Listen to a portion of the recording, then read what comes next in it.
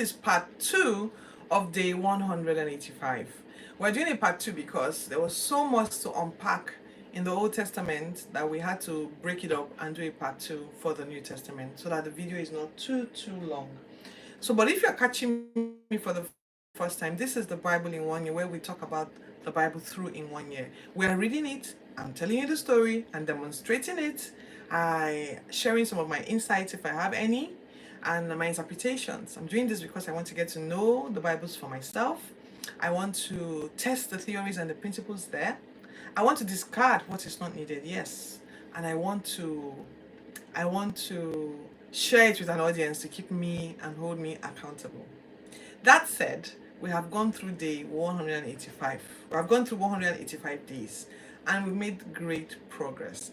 So I'm just going to do the acts, which is the every single day. I use this daily Bible reading guide, which is by Pastors Ina and Sarah Omaku. It's the Bible in 1 year guide in my church, and we look at an Old Testament, a New Testament, a Psalm, and a Proverb. Some people say, "Oh, I don't like this style. I just want to read it through Genesis, Exodus, one by one." But the authors of this decide that they should break it up and allow you to read an Old Testament and a New Testament every day, so that you are seeing something happening in the New Testament and you're seeing something happening in the Old Testament and then catching up on them. So that's how it's been. We're following the guide. We're done with the book of Psalms. We're still going through the book of Proverbs, but every day we still show up. So today, in part 1, we did the book of 2 Kings 22, 23 to 25, and we did Proverbs 18, verses 13. So if you catch the part 1, you get the gist of all of that. This is the part 2 where we're talking about the book of Psalms and Paul and his shenanigans. Have you ever wondered whether God is interested in citizenship matters? Have you ever thought to use your citizen matters for leverage? I learned so much from today's scripture and I'm going to tell you why. So hang in there. So we're looking at Acts 22 verses 17 to 23. All our scriptures are always left in the description box below. All right, so Paul is telling the stories to the Jews. He asked yesterday that the garrison commander should allow him speak. So anyway, Paul is telling them a story of how he was converted. He was telling them how, look, I used to be just as zealous as you guys. Come on, guys, don't you remember me? Even when Stephen was being stoned, those first set of disciples, I was the one holding the coats for you guys, even urging you guys to make sure you eliminate him. So you guys know me. You know me, man. Why are you not acting like, look, I thought you would be curious to ask me what has happened. Why am I now talking about Jesus? Or what am I saying that is going against what we know as scripture? So let me defend myself. So Paul started defending himself yesterday, and this is the continuation of the defense. So he says, when I returned to Jerusalem, I was praying in the temple, and then I had a trance that said, get out of here. So I told God, get out of here, Paul, for the Saul. Well, he used to be known as Saul. So get out of here, Saul. They will not accept the message I have given you. But Saul says, no, now. They know how zealous I was. I'm sure they'll be curious, So every time I share the stories, I lace it with a little bit of my own drama to just help you understand the story, how it may have played out. So Paul says, no, now they will believe me. I mean, I'm one of them. I'm a Pharisee just like them. So if I explain to them, they would probably understand what I'm saying. So I'm going to tell them what really happened. They will be curious and I explain. They should remember that Stephen now. I even help them now, with Stephen. So, but God is like, no. And since you're not even listening to me, I'm going to send you far away from here. I'm going to send you to the Gentiles. And that's how his missionary journey started. But in any case, Paul is speaking. As he is speaking, people are getting angry. They are getting angrier. The murmurs are starting. At the point, someone says, shut that guy up! He's not fit to live! And then the uproar starts, and people are like, so the commander is like, all right, we need to take you away from here into the barracks. So we're going to deal with this later. So Paul is being taken away right? People are tearing their outfits, they are raising dust, pouring dust on themselves. The Roman Empire was in charge at that time. So they must have been thinking, these Jews are pretty dramatic. Let's just get out of here. I don't know why they're tearing their outfits and why they are throwing dust up, but we need to leave, you know. So the commander says, bring him into the into the barracks and then scourge him a bit because we can see he's a bit of a troublemaker. Scourge him a bit, as beat him a bit, with some. Back in the day when they scourge you, they'll put nails, broken bones on a piece of and then chains on a piece of stick, and then they'll beat you with that. And then when they beat you, the thing would rip parts of your skin out. So they say scourge him a bit because he's giving us a bit of trouble. Then Paul whispers to them, will you scourge a Roman citizen who has not been condemned? The centurion is like, what did you say? Will you scourge a Roman citizen that hasn't been condemned? So he goes to the commander and says, I don't know, this guy says a Roman citizen. The commander comes, he's like, wait, come.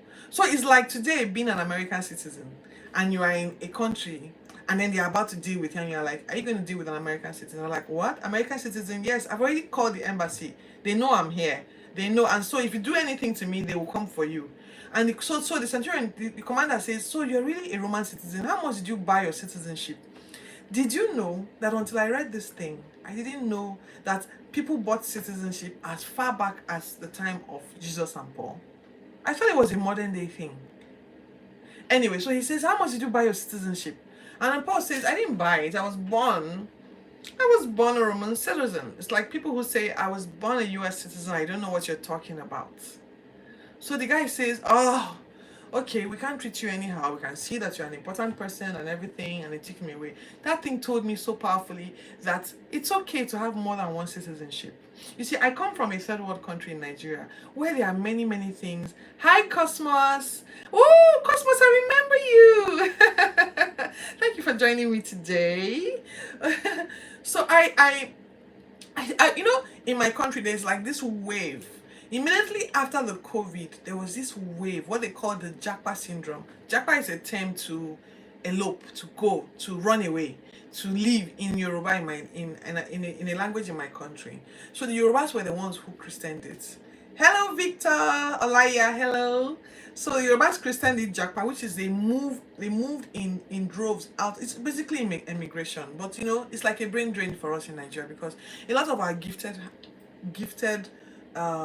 heads left the country at that time. Welcome, glad to have you here. So I'm talking about the Japan movement because something in the book of Acts has triggered this conversation. So they moved out and a lot of people are trying to get citizenships of other countries. I am of the opinion that I love my country, I want to stay here and build it, but I'm not against having more than one citizenship. And how did that come about? Because I read it here. I see that Paul was a Jew but a Roman citizen, and many times I just thought, back in the day, because I was a Christian and a believer, God would do the fighting for me. So this is Paul now using his advantage, using his unfair advantage. So listen to me if you're listening out here. If you have anything that is an unfair advantage, use it. Use it in any way possible. So I'll tell you why. Let's continue with this story. So they say, okay, they're not going to scourge Paul because he's a Roman citizen and they lock him up. But because he's a Roman citizen, a level of respect has been accrued him. So the commander now says, you know what? I'm going to invite the leaders of the Jewish community. We're going to have a meeting with Paul and you, and I'm going to get to the bottom of this case because I'm still trying to understand why they are shouting he should be killed. What exactly is the issue? Because I still haven't been able to identify it. The Jews is like a church matter. People in a church quarreling about something, and then an outsider is like, this is not an issue, and they're like, you don't know our customs. You don't know our customs in our village. Just keep quiet. So that was how the Jews were fighting with Paul, and so the commander was like, all right, so come in and explain this to me. So as soon as they come in the next day, Pharisees are there, Sadducees are there, Paul is there, and the garrison commander. So Paul sees the Jewish leaders. He eagerly, Paul is so eager to explain his cause to them that he's still attempting to explain it. So he's saying here, let me go to my notes so that I don't mix it up. So he's saying here, My brethren, I have lived sincerely as a Jew. Like, I've always been honest with my stuff, you know. And as he's trying to talk, the high priest is like, slap him. He just commands, maybe his subordinate or something, slap that clown. Slap Paul. Strike him immediately. So Paul is like, how dare you? Hello, Muhammad. How you doing? Adam. So he says, strike him, slap him. And then Paul retorts angrily. So all this while, I thought Paul would be like mild-mannered, gentle, and soft-spoken because he really wants them to hear what he's saying. But Paul is like he also answers them fire for fire. So he says, how dare you command them to slap me? Huh? How dare you command them to slap me? God will slap you instead. You whitewashed wall. Like, he actually called him a name. Adam, you're welcome. He actually called him a name. And he says, judging me according to the law, but breaking the law by slapping me. You know? So people are now like, Paul, how can you say, don't you know that he's the high priest? So Paul is like, oh, you're the high priest. My apologies.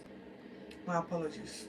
I didn't know you were the high priest. I know that there's a law that says we shouldn't speak ill of the high priest or speak badly to the high priest. I didn't know you were the high priest. You know. But then he looks at all of them. All this while the commander is still looking at them. What's really going on here? Why are they already slapping each other?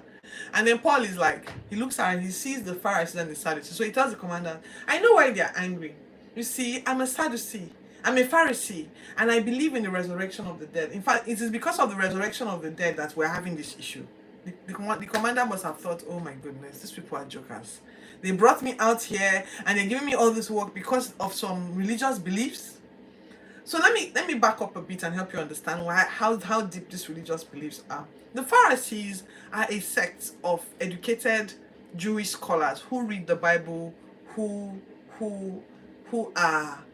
serve as priests in the temple. Then the Sadducees are another intellectual sect who are also scholars, who read the Torah, the Torah, I said the Bible, no, the Torah, who read the Torah and do all of those things.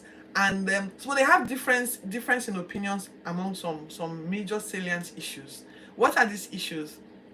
The Pharisees believe that people can resurrect back. People can resurrect from the dead. Why the Sadducees feel, no, we don't believe in the resurrection of the dead. Once people are dead, they are dead and gone. So I'm sure it's an intellectual position that they took. So they are dead and gone, and they cannot. I mean, it's where is Abraham? But the other ones they believe, no, Abraham is in heaven. He resurrected, and so this argument has ensured for several maybe centuries among the Sadducees and the Pharisees. But Paul notices that these two groups are here, and he needs to knock their heads together. When I read this thing, I laughed.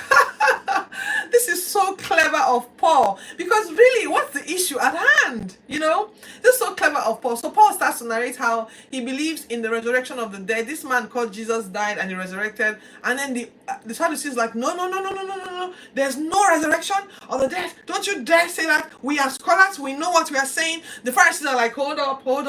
If this is what Paul is being dragged here for, we kind of like understand what Paul is saying. In fact, an angel must have spoken to him.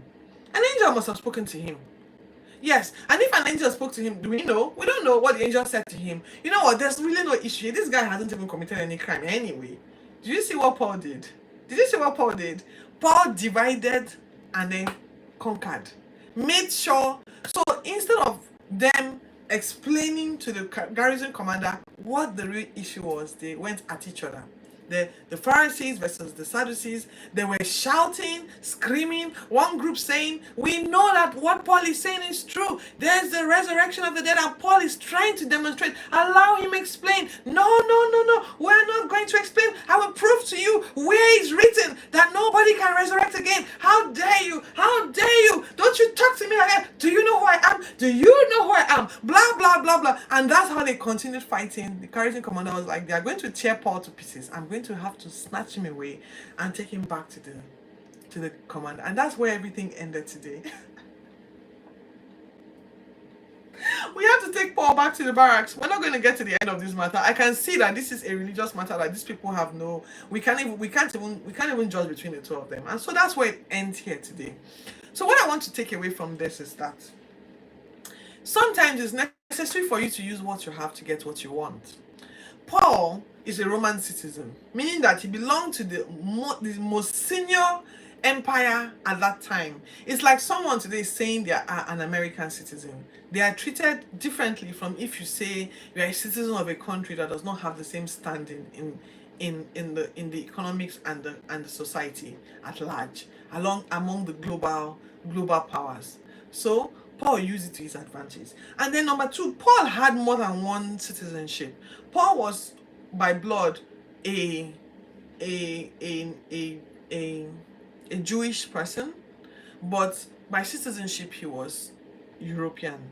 So there's Europe has always had a very high standing in the things of on the global platform, and you can see how far back it goes. And Paul used that to his advantage. So if you're here and you desire to have another citizenship, go for it. Really, there's no boundary. Well, these boundaries are made by men. God, the whole earth belongs to God, and you can go anywhere you want. You can have any citizenship you want. So I'm going to work at it as well. I'm going to do something about it. I'm no longer going to just accept that I'm a Nigerian citizen and accept that that's my lot in life. I will make efforts to see what other citizenship I can get, and if I can't get for myself, I will get for my children. Yes, I'm saying that on camera now so that someone can hold me accountable. I will get for my children and see what we can do about them having more than one citizenship. Yes. Number three, it's okay to assess the situation around you and use it to your advantage. There's so much I unpacked from this story of Paul. Paul really, he used everything he could to get himself out of trouble. I thought he was going to stand there and speak about Jesus. He didn't even speak about Jesus that day. He didn't even speak about Jesus. So it's important that you read the room and know what you need to do at certain times. Okay? So instead of saying, look, I'm talking to you, he's a man because every time Paul spoke in the past, he would talk about Jesus, he would talk about repentance, he would talk about faith in Jesus and who Jesus was and how he fulfilled the law. He was the fulfillment of prophecy from way back at the time of Isaiah and all of that. Paul would normally do that, but on this particular day, he didn't talk about Jesus. I know I said something about it in the story when I was narrating, but in reality, he didn't talk about Jesus. Instead, he found something that the Pharisees and the Sadducees disagreed on, and he brought it up for conversation in order to extract himself from the situation. Such a valuable lesson. So I used to be like a straight pencil, Right is right, wrong is wrong, black and white, grays, they don't mix. I've been like that for a long time. But in reading this, and when I read this, that's what I learned the very first time I did the Bible in 1 year. That it's okay to understand that there are gray areas and take advantage of those gray areas, okay? Now, whether you think this is right or wrong, let that decision be yours. Go read it for yourself and draw your own conclusions. So if you've stayed with me today, I want to thank Victor, Cosmos, Adams for joining me today. And I trust that I'll see you tomorrow. Please subscribe to my channel, turn on the notification button to know when next I go live, and let me know your comments about the stories. Let me know your thoughts about the stories in the comments below, and I'll see you tomorrow. God bless you.